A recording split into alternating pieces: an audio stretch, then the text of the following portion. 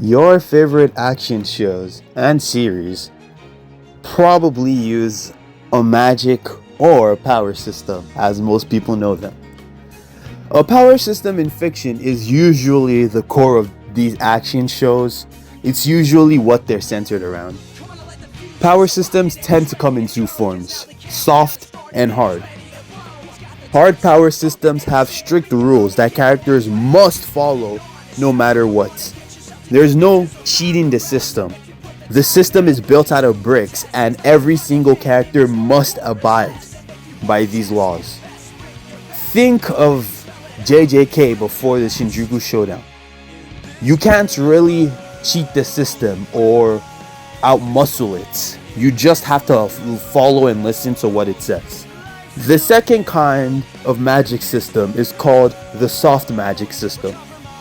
The rules in these soft systems are very lax. They tend to be super lax. They effectively allow for any ability to happen or work. The rules can be bent if enough friction is applied.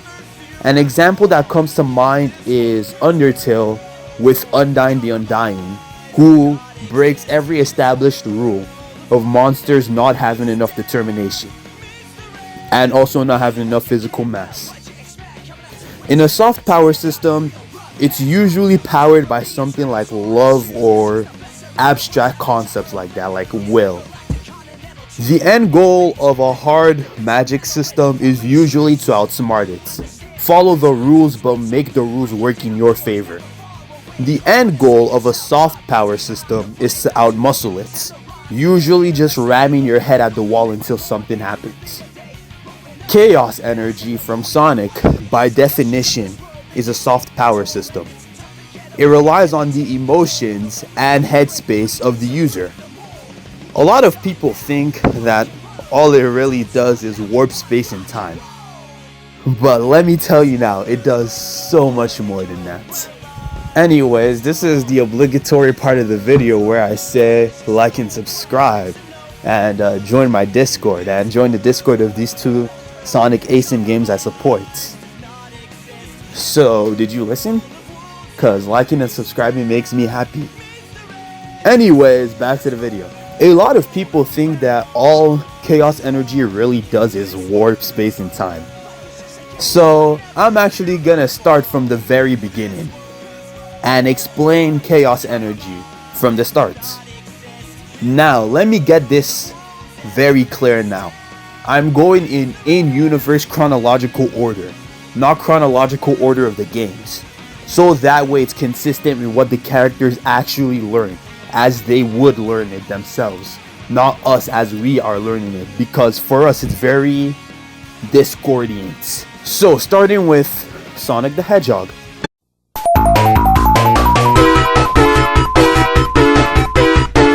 There are only 6 Chaos Emeralds, and the Chaos Emeralds aren't really shown much. But in the good ending, there is actually a very good difference. You can actually see it when you run by. There's more plants. Most people think it's a waste of a time for how hard the special stages are, but it speaks volumes about chaos energy actually. It is actually a showing of the Chaos Emerald's power.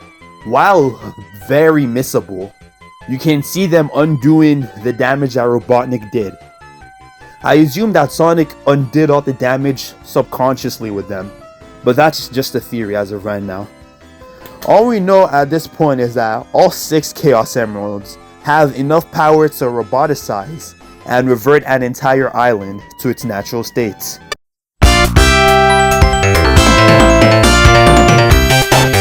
In Sonic the Hedgehog 2, we get the debut of Super Sonic and the 7th Chaos Emerald.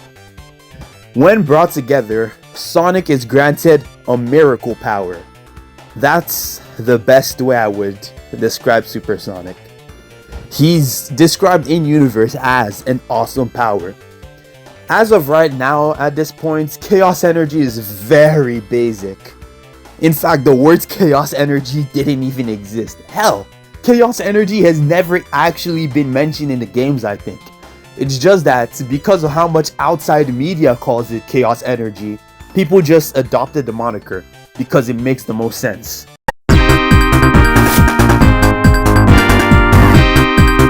In Sonic the Hedgehog 3, we are actually introduced to the Master Emerald, and we see that it can supercharge the Chaos Emeralds in Sonic 3 and Knuckles.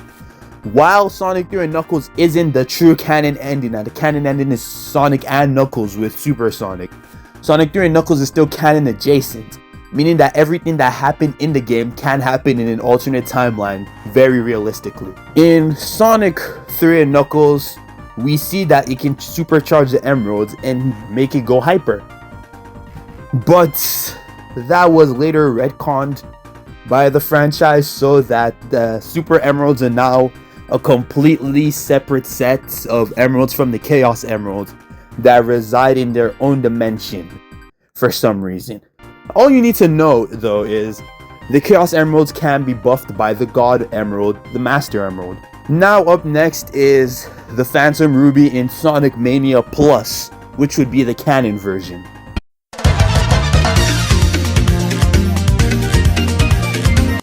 This is where the Chaos Emeralds start to get interesting. We learn that there are actually other energies capable of affecting Chaos Energy, and by proxy the Chaos Emeralds. This being the Phantom Ruby, because a lot of people think the Phantom Ruby just overpowers Super Sonic, but that's actually wrong. It's described in forces, I think, but if I recall correctly, it doesn't actually overpower it, it more so disrupts the energy. And there's a reason why it can disrupt the energy, which we learn later on. We learn that Chaos Energy does in fact have some counter, and even the Miracle can be disrupted. Now, in Sonic Superstars, this is where it gets really interesting.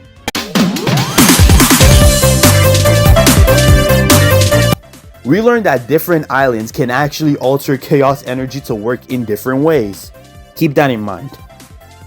Okay, now before I continue, I have to say, I'm not going to go through every game.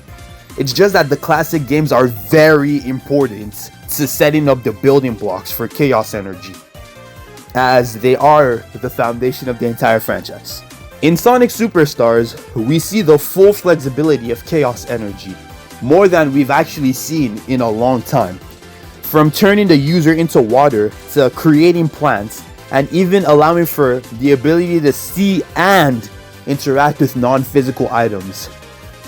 I would say that North Star Island just gave them temporary powers like Sega is trying to push. I personally believe that it's just using Chaos Control to its full extent, really. The reason I say this is because Chaos Control's second most iconic ability, which is its power over time, is shown in Sonic Superstars, which it has the ability to slow down time. Not stop it yet, but slow down. So that tells me, as of right now, Chaos Energy can in fact do a lot. We just haven't really seen much of what it can do until now. And certain like islands, the air and stuff in the islands can make the emeralds it can make it easier to do these things. So what we can infer from this is that Chaos Energy has no real limits to what it can and can't do.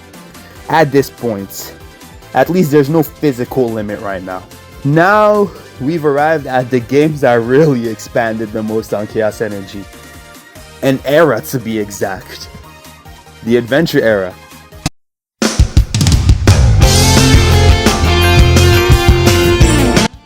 In Sonic Adventure, we learn from Takao that the Chaos Emeralds do in fact have no limits.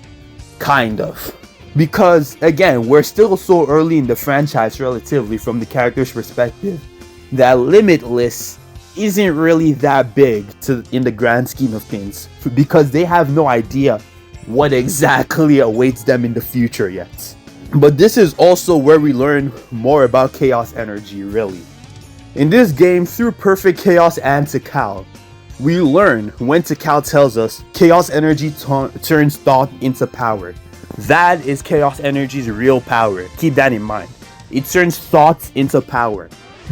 Perfect Chaos better explains this by draining the Chaos Emeralds of their negative energy, and Sonic absorbs the positive energy to go super. It shows us that Chaos Energy is powered by emotions, and as such there are two forms of Chaos Energy, positive and negative, the same way there are positive and negative emotions. But it also shows us a factor that we didn't know the Chaos Emerald and Chaos Energy could actually do at this point right now. It can run out of energy. This was expanded later on in actually a side story made by Sega, which I suggest you read. I'll get into it very soon. But for short, after use, the Chaos Emeralds scatter, we all know this, but they actually deactivate to recharge their energy, hence why they turned dark gray. There's a very cool story about Shadow having to use a recharging emerald, and I very much suggest you read it. It had good art. In this state, as the story showed, that the Shadow story I'm talking about, when recharging, the Chaos Emeralds actually can't use Chaos Energy properly anymore. Again, if you want the full picture, I suggest you read the Shadow story for a better understanding. Why I bring it up is because Perfect Chaos shows that negative Chaos Energy is way more taxing on the Emeralds than positive energy. But the game also shows us that you can actually jumpstart Chaos Energy and the Chaos Emeralds by proxy with enough positive reinforcement, as seen in the Go Sonic scene where everyone is cheering Sonic's name. And because everyone is cheering Sonic's name, the Chaos Emeralds react to all that positive energy and jumpstarts. And this is where we finally get the line from Tails saying that our hearts together form an awesome power. Now, in Sonic Adventure 2, we get to learn more about Chaos Energy with a new technique that Shadow the Hedgehog had brought into the franchise called Chaos Control. Chaos Control, as we see in this game, is a more direct and, well, controlled. I'ma find the exit. It's a more controlled use of Chaos Energy. In Sonic Adventure 2, it's actually revealed that, well, it can teleport and control space and time. Chaos Control is a power granted by Chaos Energy, allowing for the manipulation of the forces of reality, predominantly time and space, as we learned. But this is only when you have medium to large amounts of energy. In small amounts, it can't really do much other than function as a battery. Oh yeah, did I forget to mention, we actually have new items that are powered by Chaos Energy. I'll get to them soon. Here, the Master Emerald is actually also more expanded on. It shows us that all Chaos Energy is controlled by it, and it is the end-all be-all of Chaos itself. We see them shut off the Chaos Emeralds using Chaos Control, a specific Chaos Control technique native only to the Echidna. This shows us that certain races are more adept at using the power system than others. Chaos drives, I mentioned them earlier, are just small amounts of Chaos Energy.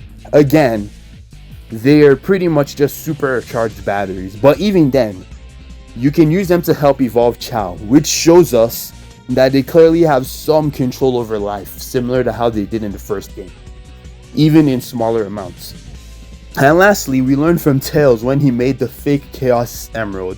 Now, Chaos Energy is actually a frequency-based energy, like the electromagnetic frequency scale. So it's technically in-universe probably on the electromagnetic scale, and in-universe it's probably called the Chaos Magnetic scale or something like that. And we learned that you can actually imitate said frequency, or at least get close to it, as seen with the fake emerald. Skipping ahead, we're now at the end of the adventure era. We have two games, Shadow the Hedgehog from 2005 and Sonic the Hedgehog from 2006. In Shadow the Hedgehog, we learn Chaos Control is relatively a more recent use of chaos energy, because the first user was actually only came into existence and learned how to do it after 50 years, or to be more exact, 50 years before the current story happens. And Shadow also started to learn more uses of it, and he actually ended up making chaos techniques in Shadow the Hedgehog 2005. At this point, he really only has two. The ability to fly is seen when you max out your hero meter, and the now iconic Chaos Blast. So far, we've actually only seen general uses of chaos energy, such as Time Stop from Sonic Adventure 2 Battle, Time Slow from Sonic Superstars, changing your physical form, and creating an alternate life, all from Sonic Superstars. And well, the most well-known as seen in SA2, teleportation and transformations. Until Shadow the Hedgehog 2005, we had never actually seen any offensive uses of chaos energy. And if you want to bring up Sonic Battle, don't worry, I talk about that later in the video. Now, we know that there are more than one levels to chaos energy.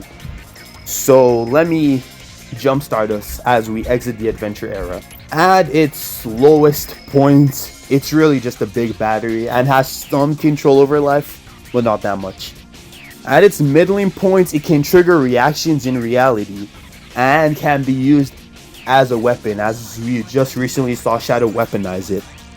At its highest point, you can actually transform and use the two types of energy to transform, negative and positive, all powered by emotion.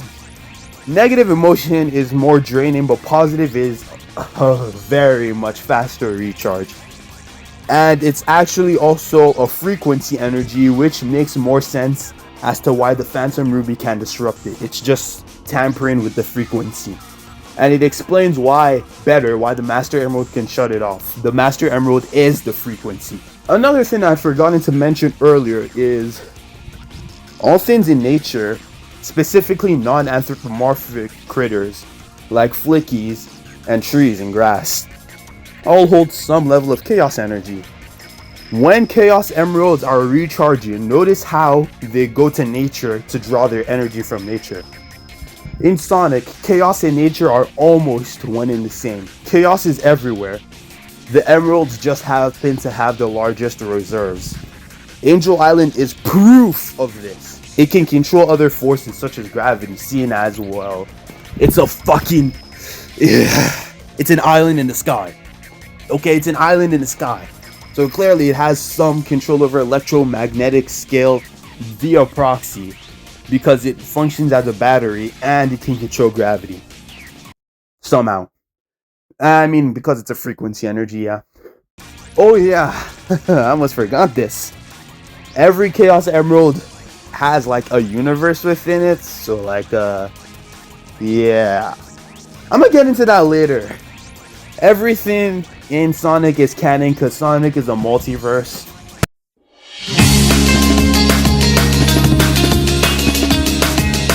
Anyways, in Sonic the Hedgehog 2006, we see more of chaos control and we see more offensive uses. I don't know if the gems are powered by chaos energy, the ones from Sonic the Hedgehog 2006, but I think they are because the scrapped Rainbow Gem had access to Supersonic, so I'd say it's very safe to assume that they have relatively middle to high amounts of chaos energy. Obviously not as much as the Chaos Emeralds, but very high.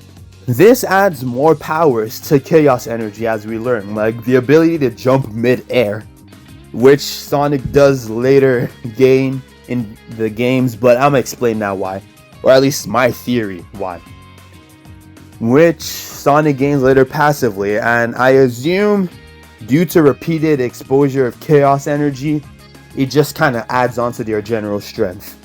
We also see the ability to shrink. This is consistent with Sonic Superstars because it shows that chaos energy can cause literal shatters in physics itself and alter your physical form.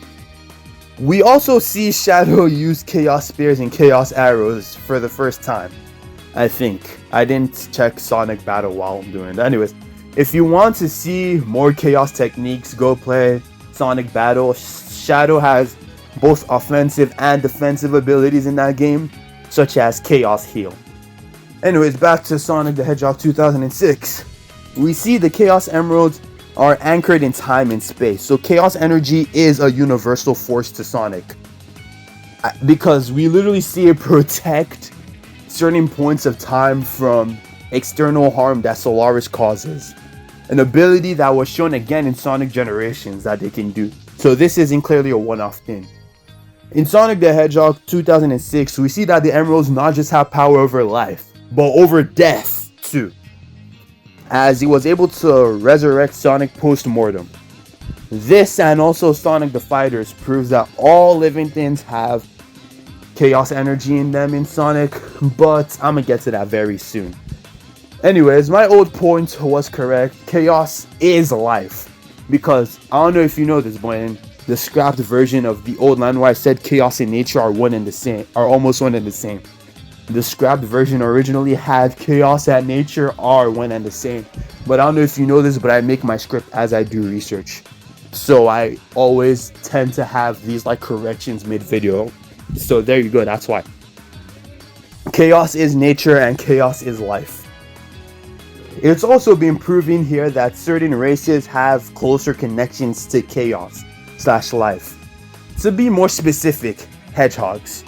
And for some reason, predominantly the males have a very close connection to chaos. And they tend to be heroes of freedom, because I don't know if you've noticed this, but have you ever actually seen an evil hedgehog? No, I'm not talking about Scourge, don't bring him up. We also learned here that higher dimensional beings, specifically beings above the 5th dimension, can bypass the Chaos Emerald's invincibility. An example being Death as a Concept and Solaris. We see Solaris being able to bypass its invincibility. So clearly anything above 5th dimensional, which is what I assume the Emeralds are, can bypass the Emeralds' protection and miracle power.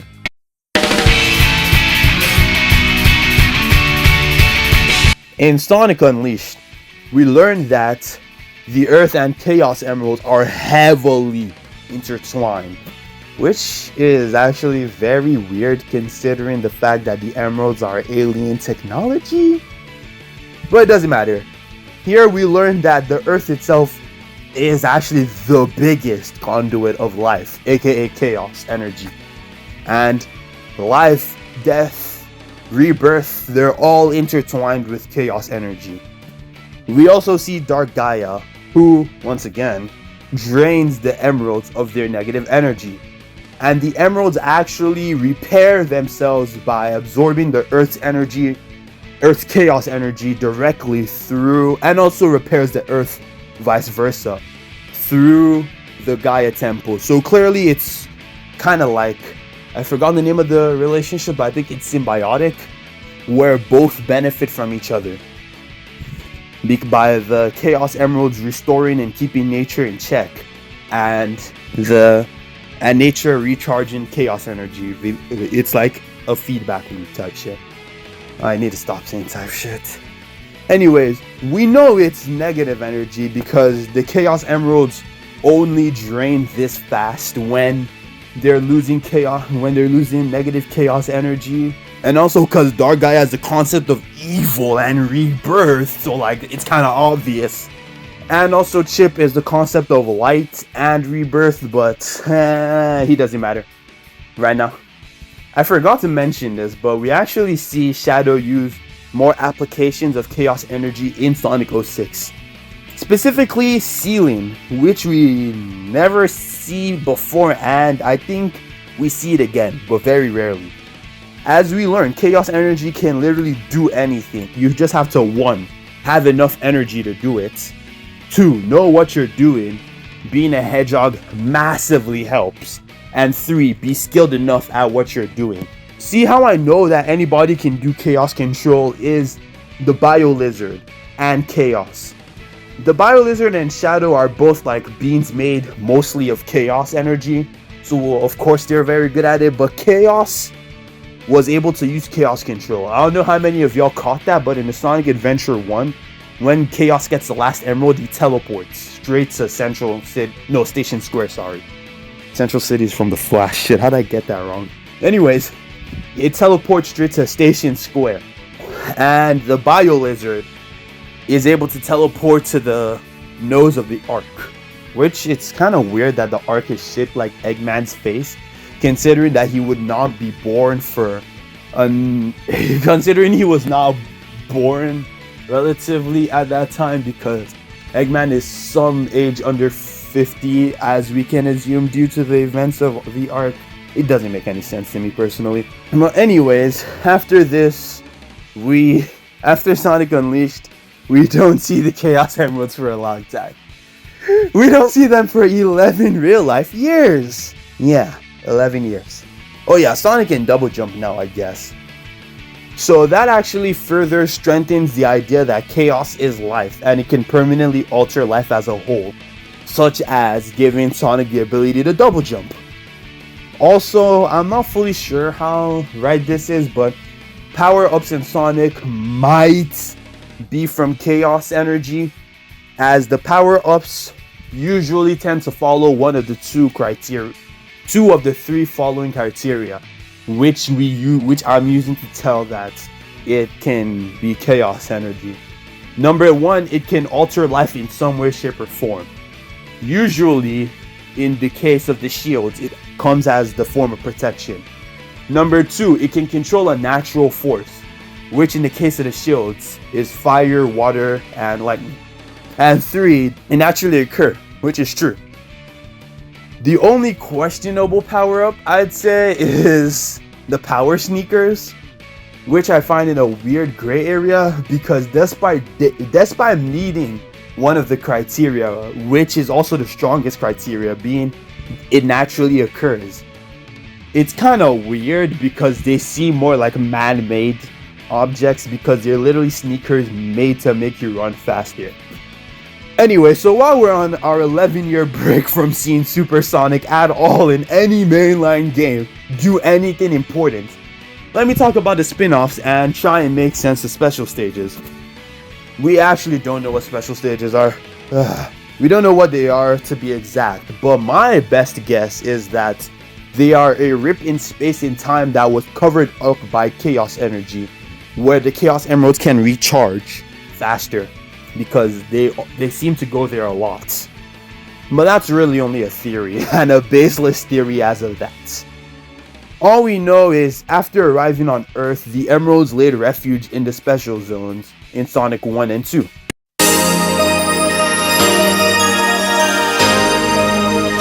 For spin-offs, there's Sonic R, which shows us that Chaos Energy can in fact create a whole universe. Radiant Emerald takes place inside a Chaos Emerald, and it's clearly a universe. How we can tell it's a universe is because you are racing in space, which may not be enough, but there are stars in the background and slight purple dust, which, if you don't know what these like dust clouds in the air are, I'm like 99% sure that they're probably like clusters, which, if you don't know what a cluster is when it comes to space, it's pretty much like a conglomerate of planets and stars together.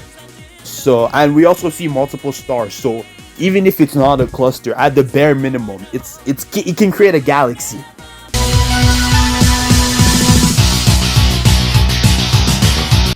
Next up, in Sonic the Fighter, where my queen Honey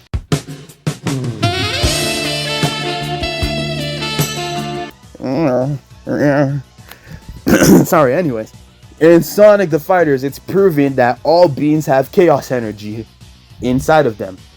A friend inside them, sorry, has seen with them having the ability to create shields and use Hyper Mode. Hyper Mode is a false super form of kind. It is the ultimate offensive glass cannon power, if I had to put it perfectly.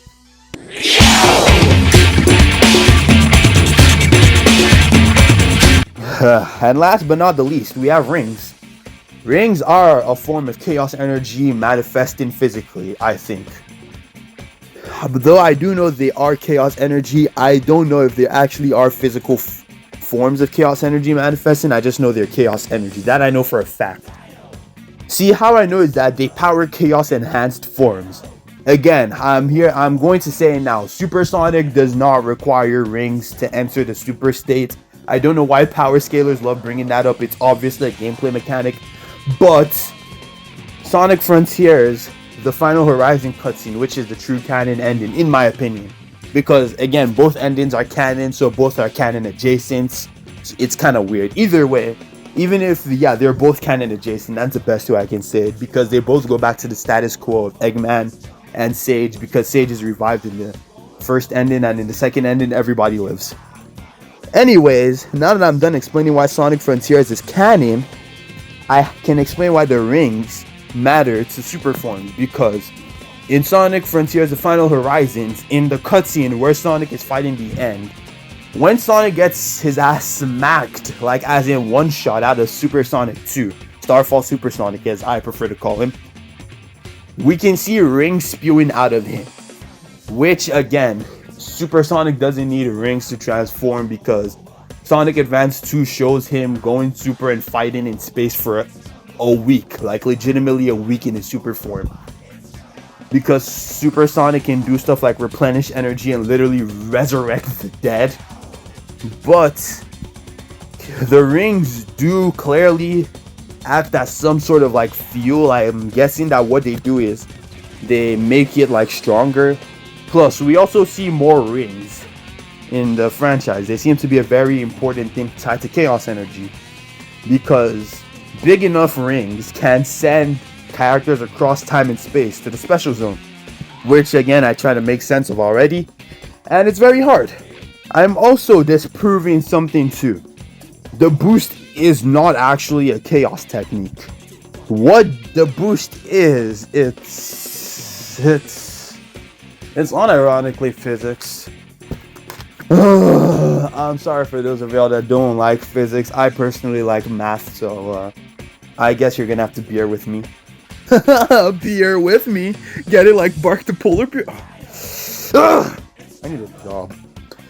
Anyways, to be exact, Sonic is running so fast that he ionizes the air around him, created a superheated cone of air. That is literally what the boost is.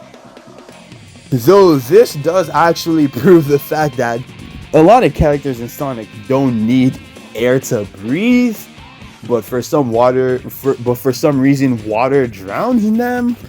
It doesn't add up. Okay, but anyways, and the last spin-off we're gonna cover the last few spin-offs we're gonna cover before we go to Sonic Frontiers, because I promise you Sonic Frontiers is a lot to unpack.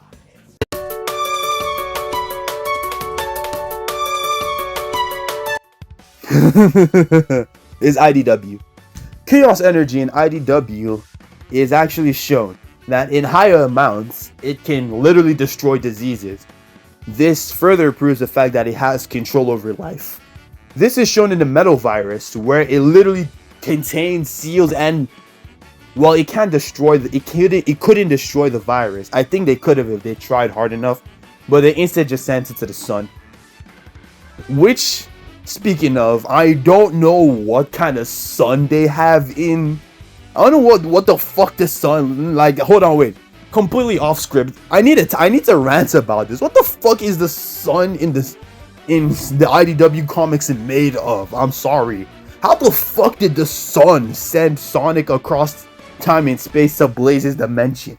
It genuinely makes no sense to me. What the fuck are they feeding that shit? There's no reason to. Like, does the sun just have that much chaos energy that it can literally, like, overpower Super? It doesn't make sense. It genuinely doesn't make sense how the sun can do that.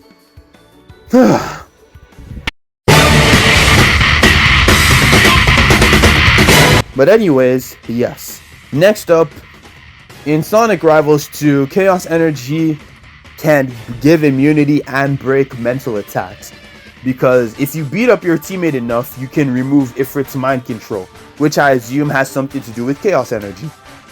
Now that I've gone over all of this, let us go on to what Chaos Energy can do before we go to Frontiers. Because in Frontiers, it goes from very cohesive and very understanding to cohesive and understanding, but balls to the walls insane in that game. Why'd I say balls like that? Anyways, so here's what we know.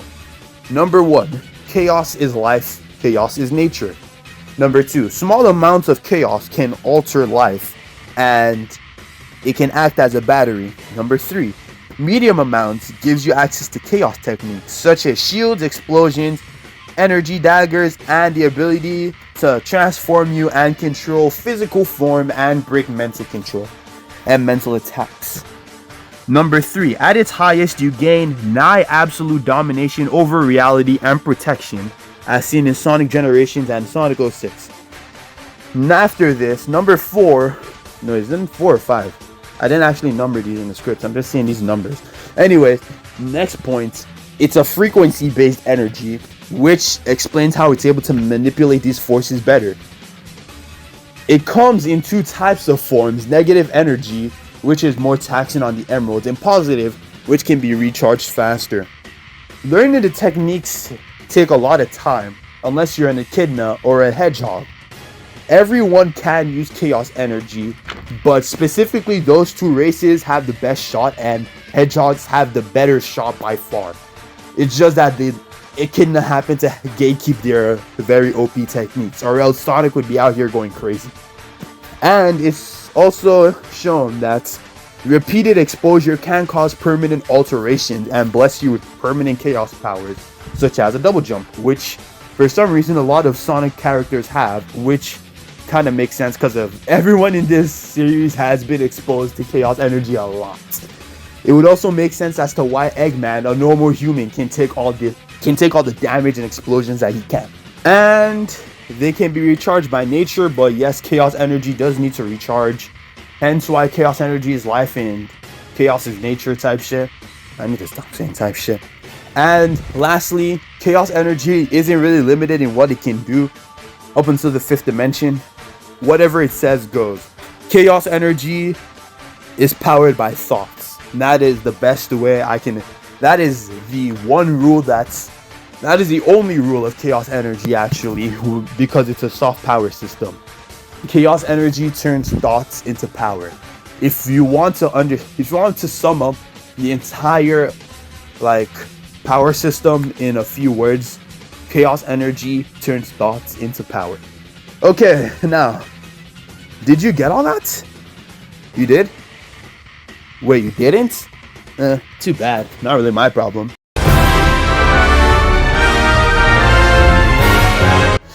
Now let's dive into the madness that is Sonic Frontiers. Here we learn of cyber corruption in cyberspace.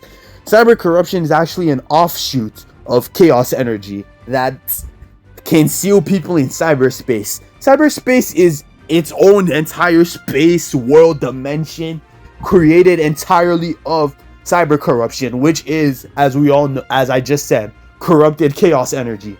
Cyber corruption, again, is an offshoot of chaos energy made specifically to seal the end, which is the concept of endings, which actually makes me question the limits of chaos energy, because it is sealing it's able to stop concepts as a whole, which also kind of doesn't make sense. I think because Sonic shouldn't have been able to escape. Him escaping cyberspace and freeing his friends was a complete anomaly. Hell, him absorbing cyber corruption and even surviving all the way to the 4th island, it's genuinely like physics breaking for anything in Sonic. The one thing you need to know about the Sonic franchise is Sonic is the exception in everything. That is the one rule you need to know. He's a prodigy, he's amazing, he's the exception to every rule in the franchise. Just keep that in your head. So anyways, yes, it was able to seal the concept of an ending, as in the end.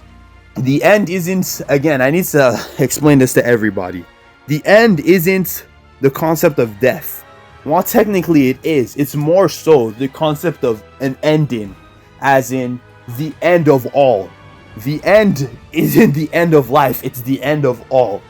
It's better shown in my old video where I said it doesn't matter if you're living or you're not living. It doesn't matter if you're a god, a deity, or a super being, or a demon, a devil. It doesn't matter what you are. The end isn't death. It can't pick and choose what it kills. The end is the concept of an ending. God, man, human, animal, whatever you are. The end comes for all. But anyways, yes. Cyber corruption is an offshoot of chaos energy that can be mixed with chaos energy. It is a more volatile version of chaos energy. So as we've learned today, chaos energy isn't actually a babified like system that a lot of people might assume it is. It's very intricate and well put together. I was able to make a 40-minute video on nothing but chaos energy. It is a very well put together, very well designed power system in my opinion. Because the very idea of chaos energy is that it can do anything. Chaos energy is like the in-universe dead as Deus Ex Machina. Chaos energy is always as strong as the plot needs it to be. Like, I know that sounds bullshit, but again, if you want to take anything out of this video and try and dumb down chaos energy to its most basic form, what you need to know is it can turn dots into power, both negative and positive. So yes, this is it for chaos energy, one of fiction's most unique and best written power systems, despite being unnoticeable unless you look closer, and I feel like that's what makes it good. You're not meant to question it, but when you actually start to question it, you start to see how everything comes together. It's definitely not the best power system. That was just a hype statement I made in the title for clickbait. But for what it is, it's surprisingly well written, I'm not gonna lie. Thank you for watching. Thank you for your time. If you found this informative, like. If you think I got something wrong, you can dislike, though I don't think I did, because I spent 3 days researching this. But I'm open to being proved wrong. Subscribe because I want to hit 100K before I graduate from high school. And that's it. Goodbye.